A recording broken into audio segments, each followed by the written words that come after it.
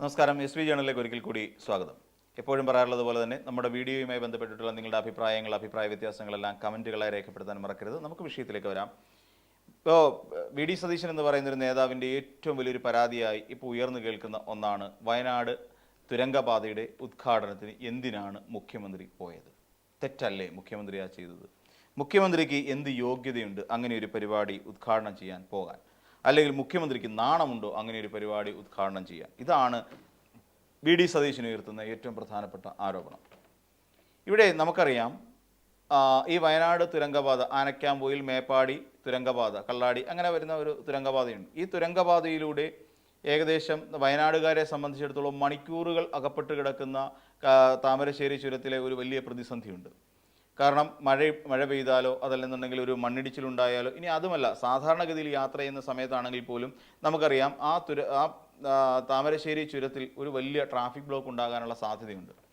ഈ സാധ്യതകൾ ഇപ്പോൾ പെട്ടെന്ന് ഒരാളെ കോഴിക്കോട് മെഡിക്കൽ കോളേജിലേക്ക് എത്തിക്കണം എങ്കിൽ തന്നെയും ഈ ചുരം അത്രയും കടന്ന് ആ രോഗിയെയും വഹിച്ചുകൊണ്ടുള്ള ആംബുലൻസോ വാഹനമോ ഏത് വാഹനമാണെങ്കിൽ തന്നെയും ഇവിടെ എത്താൻ കുറച്ചധികം കാലതാമസം എടുക്കും എന്നുള്ളത് വാസ്തവം തന്നെയാണ്. അതിൽ ആരെയും കുറ്റം പറയാൻ കഴിയില്ല. ഏറ്റവും അധികം ഗോത്രവിഭാഗക്കാർ കൂടി നിൽക്കുന്ന ഒരു ജില്ല കൂടിയാണ് വയനാട്. വയനാട് ജില്ലയെ സംബന്ധിച്ചിടത്തോളം അത്രത്തോളം പ്രാധാന്യം ശരിക്കും ഉണ്ട്.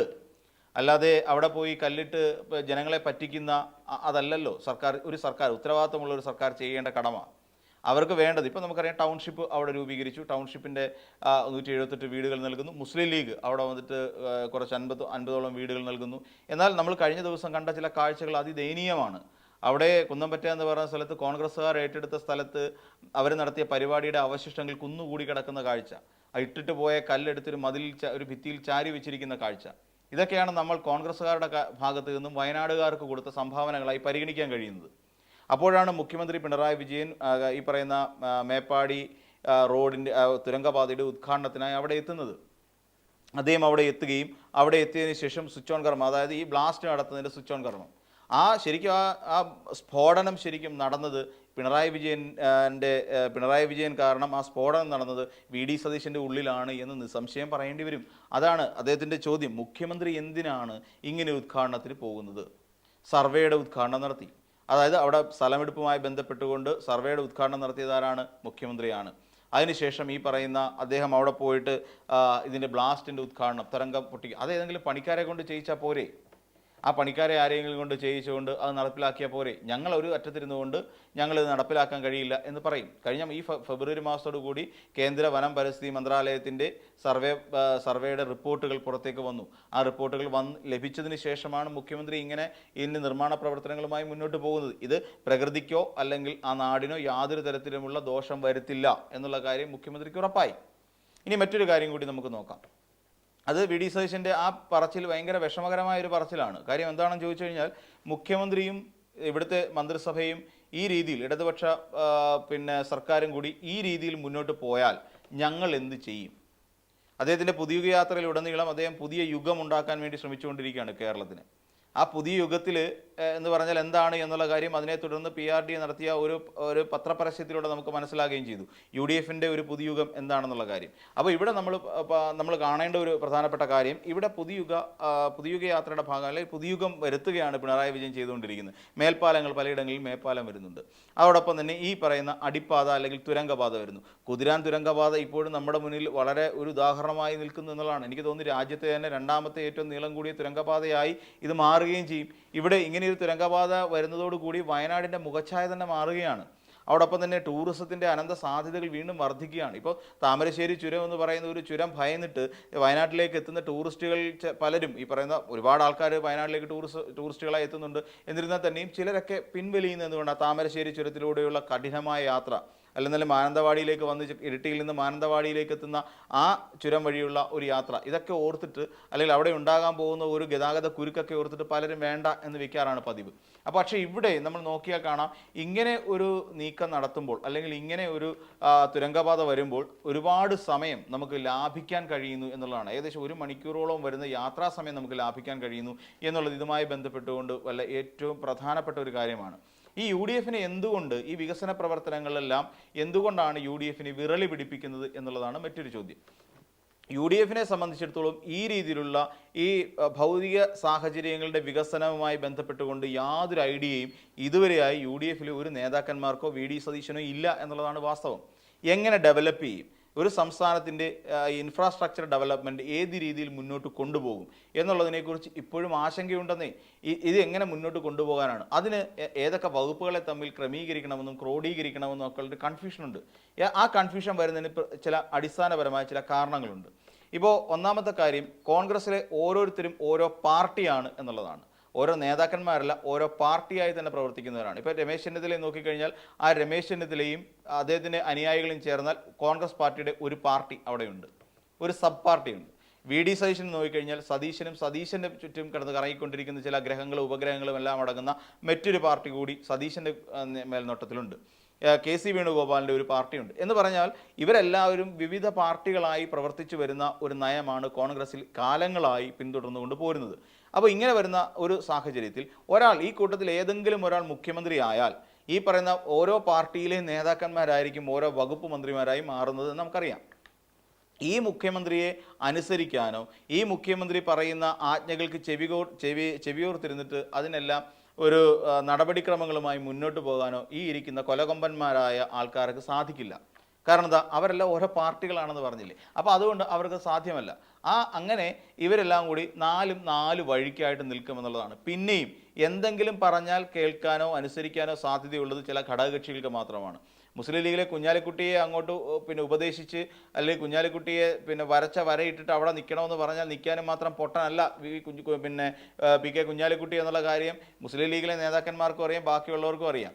കാര്യം സതീശനെക്കാട്ടിൽ പാർലമെൻ്ററി കാര്യത്തിലാണെങ്കിലും അല്ലാതെയും രാഷ്ട്രീയ പരിചയം ഏറ്റവും കൂടുതലുള്ള ഒരു ദേശീയ നേതാവാണ് PK കുഞ്ഞാലിക്കുട്ടി. അങ്ങനെയുള്ള PK കുഞ്ഞാലിക്കുട്ടി VD സതീശൻ പറയുന്നത് അക്ഷരം പ്രതി കേട്ടനുസരിക്കാനൊന്നും കുഞ്ഞാലിക്കുട്ടി കിട്ടത്തില്ല. അത് വസ്തുതയാണ്. പിന്നെ അതോടൊപ്പം ഈ സതീശനേക്കാൾ രാഷ്ട്രീയ പ്രാധാന്യമുള്ളതും അതോടൊപ്പം കരുണാകരൻ എന്ന് പറയുന്ന ഒരു വലിയ നേതാവിനോടൊപ്പം നടന്ന് എല്ലാ രാഷ്ട്രീയ തന്ത്രങ്ങളും പഠിച്ചെടുത്ത ഒരു നേതാവാണ് രമേശ് ചെന്നിത്തല. ഈ രമേശ് ചെന്നിത്തലയ്ക്കും കഴിയില്ല. ഒരു ദേശീയ നേതാവാണ് താൻ എന്ന് സ്വയം അഹങ്കരിച്ച് നടക്കുന്ന KC വേണുഗോപാലിനും ഈ പറയുന്ന സതീശനെ അനുസരിക്കാൻ കഴിഞ്ഞൊന്നും വരില്ല. അപ്പോൾ ഇവർക്കാർക്കും സതീശൻ എന്ന് പറയുന്ന ഒരാൾ മുഖ്യമന്ത്രി ആകുന്നതിനോട് വലിയ താല്പര്യം നിലവിലില്ല എന്നുള്ളത് വസ്തുതയാണ്. അങ്ങനെ വരുമ്പോൾ സംസ്ഥാന സർക്കാർ നിലവിലെ ഇപ്പോഴുള്ള ഇടതുപക്ഷ സർക്കാർ തുടങ്ങി വെച്ചിരിക്കുന്ന പദ്ധതികൾ, അതായത് പൂർത്തീകരിക്കാൻ സർക്കാരിന് അല്ലെങ്കിൽ UDF സർക്കാരിന് കഴിഞ്ഞില്ലെങ്കിൽ അത് UDFിനെ ഏൽക്കുന്ന ഈ ലോകത്തിലേക്കും വെച്ച് കിട്ടാവുന്നതിൽ വെച്ച് ഏറ്റവും വലിയ തിരിച്ചടിയായിരിക്കും എന്നുള്ള വസ്തുതയാണ്. അതുകൊണ്ടാണ് ഇതിനെയെല്ലാം ഇവർ ഭയക്കുന്നത്. ഇപ്പം സർക്കാർ ഏതെങ്കിലും ഒരു വലിയ പ്രോജക്റ്റ് തുടങ്ങി വെച്ചിട്ട് ആണ് ഈ സർക്കാർ അധികാരം ഒഴിഞ്ഞിട്ട് UDF അധികാരത്തിൽ കയറുന്നതെന്ന് കരുതുക. ഉദാഹരണം പറഞ്ഞാൽ തുരങ്കപാത തന്നെ നമുക്ക് നോക്കാം. വയനാടുകാർ ഏറ്റവും വലിയ പ്രതീക്ഷയോടുകൂടി കാത്തിരിക്കുന്ന ഒന്നാണ് ഈ തുരങ്കപാത. ആ തുരങ്കപാതയുടെ നിർമ്മാണോദ്ഘാടനം കഴിഞ്ഞ സാഹചര്യത്തിൽ ഇനി ഇത് പൂർത്തിയാക്കുക എന്നുള്ളതാണ് അടുത്ത ലക്ഷ്യം. ഈ പൂർത്തിയാകുമ്പോൾ ഉണ്ടാകുന്ന ഒരു വലിയ മാറ്റത്തെക്കുറിച്ച് സൂചിപ്പിച്ചല്ലോ.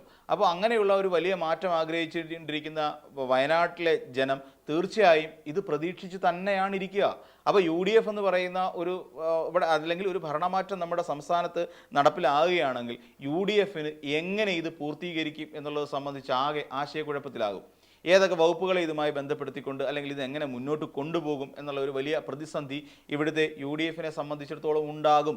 കാരണം എന്താണെന്ന് വെച്ച് കഴിഞ്ഞാൽ ഈ ഒരു പദ്ധതി എങ്ങനെ ഡിസൈൻ ചെയ്യണമെന്നും ഏത് രീതിയിൽ നടപ്പിലാക്കണമെന്നും അതിനായി ആരൊക്കെയായി കരാറുകൾ രൂപപ്പെടുത്തണമെന്നും ഉള്ള കാര്യം കൃത്യമായി മനസ്സിലാക്കി വെച്ചുകൊണ്ടും അതുമായി ബന്ധപ്പെട്ട് ഫണ്ട് അലോക്കേറ്റ് ചെയ്തുകൊണ്ടും തന്നെയാണ് ഇങ്ങനെ ഒരു നീക്കത്തിന്, അതായത് ഈ പ്രോഗ്രാം അല്ലെങ്കിൽ ഈ തുരങ്കപാത ഉദ്ഘാടനം ചെയ്ത് അങ്ങ് അവസാനിപ്പിക്കുന്നത് വരെയുള്ള ഒരു കാലഘട്ടത്തിനനുസരിച്ചുള്ള എല്ലാ അപ് ടു ഡേറ്റ് ആയ പ്ലാനും പദ്ധതിയും എല്ലാം ഇപ്പോൾ സർക്കാരിൻ്റെ കയ്യിലുണ്ട്. ഇപ്പോഴത്തെ സർക്കാരിൻ്റെ കയ്യിലുണ്ട് എന്ന് വെച്ചാൽ തുടങ്ങിയാൽ അതെങ്ങനെ അവസാനിപ്പിക്കണം എന്നുള്ള കാര്യം അറിയാവുന്ന സർക്കാർ തന്നെയാണ് ഇപ്പോൾ LDFിൻ്റെ ഉള്ളത്. എന്നാൽ UDF അധികാരത്തിൽ കയറുമ്പോൾ ഇത് എങ്ങനെ തുടങ്ങിയെന്നോ എവിടെ അവസാനിപ്പിക്കണമെന്ന് അറിയാൻ വയ്യാത്ത ഒരു ആശയക്കുഴപ്പത്തിലാകും UDF സർക്കാർ.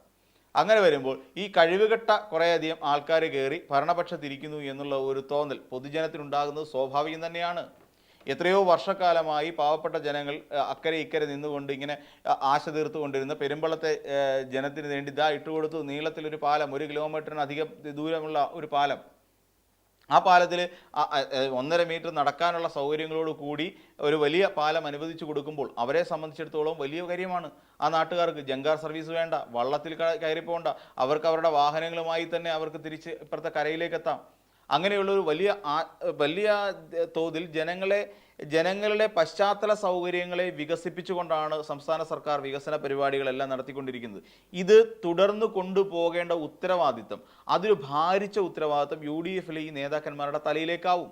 അങ്ങനെ ഒരു ഉത്തരവാദിത്തം UDF നേതാക്കന്മാരുടെ തലയിലേക്ക് എത്തുമ്പോൾ ഈ വകുപ്പിലിരിക്കുന്ന നേരത്തെ സൂചിപ്പിച്ച പല നേതാക്കന്മാർ തമ്മിലുള്ള ആശയ ഭിന്നത കാരണം ഇത് പാതി വഴി നിലച്ചു പോവുകയോ അല്ലെങ്കിൽ ഏതെങ്കിലും ഒരു മന്ത്രിക്ക് മേലെ മറ്റൊരു മന്ത്രി അഴിമതി ആരോപണം ഉന്നയിച്ചുകൊണ്ട് കേരളത്തിനെ മറ്റൊരു പഴയ കാലഘട്ടത്തിലേക്ക് എത്തിക്കുകയോ ചെയ്യുമെന്നുള്ളതാണ് ഇനി സംഭവിക്കാൻ പോകുന്ന കാര്യം.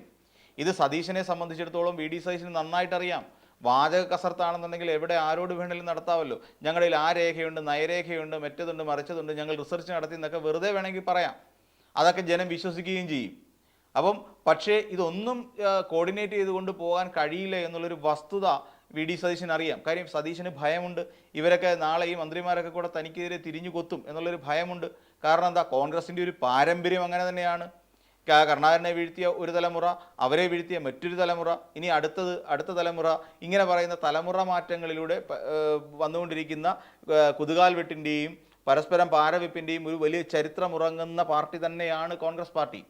അപ്പോൾ അത് VD സതീശന് നന്നായിട്ടറിയാം. അതുകൊണ്ടാണ് സതീശൻ ഇങ്ങനെ ഭയപ്പെടുന്നത്. മുഖ്യമന്ത്രി എന്തിനാ പോയി ഉദ്ഘാടനം ചെയ്തേ? പണിക്കാരെ കൊണ്ട് ചെയ്യിച്ചാൽ പോരായിരുന്നോ? അതല്ലേ നല്ലത്? അപ്പോൾ ഇങ്ങനെ ഒരു വിരളി പിടിക്കൽ സത്യത്തിൽ ഇവർക്കിടയിൽ സംഭവിക്കുന്നു എന്നുള്ള കാര്യം വാസ്തവമാണ്. അതുകൊണ്ട് തന്നെയാണ് ഈ പറയുന്ന ഓരോ പദ്ധതികൾ നമ്മുടെ സംസ്ഥാനത്ത് ഉദ്ഘാടനം ചെയ്യുമ്പോഴും അതിൻ്റെ നിർമ്മാണോദ്ഘാടനം മുഖ്യമന്ത്രി നടപ്പിലാക്കുമ്പോഴും ഇത് തങ്ങൾക്കുള്ള പാരകളായി മാറുന്നു എന്ന് സതീശനടക്കമുള്ള UDF നേതാക്കന്മാർ ധരിക്കുന്നത്. പാലങ്ങളാകട്ടെ, റോഡുകളാകട്ടെ, വീടുകളാകട്ടെ, പാതകളാകട്ടെ, തുരങ്കപാതകളാകട്ടെ, ഇനിയിപ്പോൾ വിഴിഞ്ഞം പ്രോജക്റ്റ് ആകട്ടെ, എന്താണെങ്കിലും ഇതെല്ലാം തങ്ങൾക്കുള്ള പാരയാണ് എന്ന് കൃത്യമായി മനസ്സിലാക്കിക്കൊണ്ടാണ് VD സതീശൻ ഇങ്ങനെ വിരളി പിടിക്കുന്നത് എന്ന് സാരം. അപ്പോൾ മറ്റൊരു വീഡിയോയുമായി നമുക്ക് വീണ്ടും കാണാം.